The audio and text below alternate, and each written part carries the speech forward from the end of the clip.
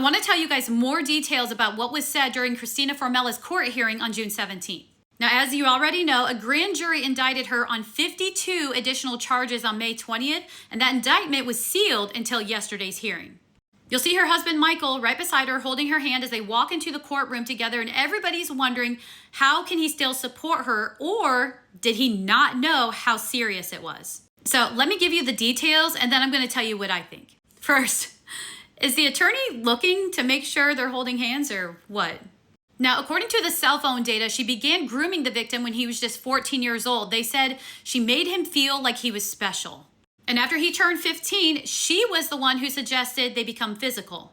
And as you already know from my video yesterday, she denied even being with Michael. But eventually she admitted to being with him, but she told the victim that he was having an affair with her best friend and he was going to run off to Colorado to be with that friend. It was one way she manipulated the victim into staying with her, like, oh, well, he's cheating on me, so I can cheat on him. Just like they said in the court hearing yesterday, she's extremely conniving and manipulative. They said at the hearing yesterday that Christina SA'd the victim at least 45 times, most of the times being in her classroom at school, but at least 5 to 6 times were in her home. And since she had led him to believe she was single, she hid everything that belonged to Michael, every photo of them, including the engagement pictures. After she finally admitted to the victim that she was with him and had gotten engaged, she told him that Michael apparently has information on her that could send her to jail, so she had to accept the proposal. Again, manipulation and lies. She even told him that she was going to go through with the wedding, get millions from the family, and then they would be together after he graduated high school. Oh, and as I said in my videos yesterday, she was texting him while she was in Italy getting married. And I want to circle back to the memoir they found in the notes section of her iPhone, up there where she says, I went back and screenshotted every single time that I said we should break up until after the wedding and after you graduated. Now we know what her plan was. She also told the victim that she wanted to have kids with him, and if for some reason he was unable to do that, she would just get a sperm donor because it's either him or nobody. Look at this, at her bridal shower. So much money wasted. And the Formella family had no clue. Another thing is that when police first spoke to the victim, he described a tattoo that Christina has on her body, and the police said that they didn't see any kind of tattoo like that, but come to find out, she has the tattoo. And everything he told them has been corroborated with the text messages. She had complete control over this boy and made up numerous stories along the way to make sure he wouldn't leave her. And when she couldn't physically SA him, she dropped little reminders like photos and videos. One video was of her master while saying his name. And she even requested that he send photos and videos like that back to her. They found text messages between Christina and the victim from November of 2023, where she discusses a neighbor of hers apparently getting in trouble for doing the same thing, SAing a high school student, and how she's scared she's going to get caught. But honestly, I don't believe any of that. I think it was just more manipulation. But speaking of a neighbor, there was one time that a neighbor of hers saw the victim walking through her backyard and actually confronted Christina about it.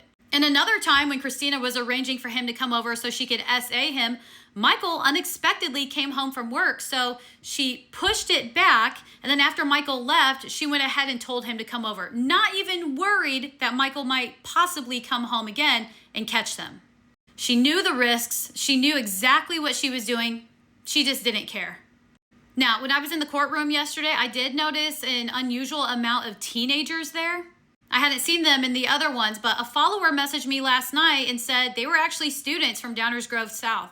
And I also saw a woman crying in the front row and was told that was the victim's mother. And just because I know you guys are going to ask, I did not see the victim there. Now, regarding Michael, it is my own personal belief that he did not know all of these details before yesterday. She is the defendant, not him, so they have no legal obligation to tell him anything. But for damage control, I wouldn't be surprised if they forewarned him that he's going to hear a lot of shit and to just keep it together. But these are just my own thoughts. As you saw in the photo and my video, they walked in together holding hands, but when it was over, I did not see him in that courtroom. So either he didn't go in at all, he got up and left, or he was sitting there and I just didn't see him. But I did see his father. And I must say it was kind of odd. He was staring at me from the time I stood up. We made eye contact for several seconds before I looked away. But then after I turned around, he was still looking at me. And honestly, he had this look on his face, in my opinion, of disappointment and almost sadness. That is why I don't think they were aware of all these details. You have to keep in mind, she has been with Michael for several years. They love her. They thought they knew her.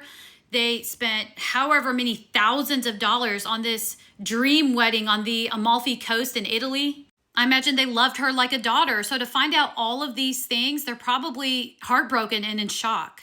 I've seen all these comments like, boycott Formella and Sons. And I'm going to ask that you guys don't do that. This man had nothing to do with what Christina did. And yeah, we can assume that the Formellas are paying the attorney bills, but maybe they're not. Anyway, she now has a total of 55 felonies and faces a minimum of 60 years if she's found guilty of them. And if she thought that moment was bad, I don't think she's seen anything yet. At least, I hope not. The next court hearing is scheduled for August 4th, and I plan on going to that one as well.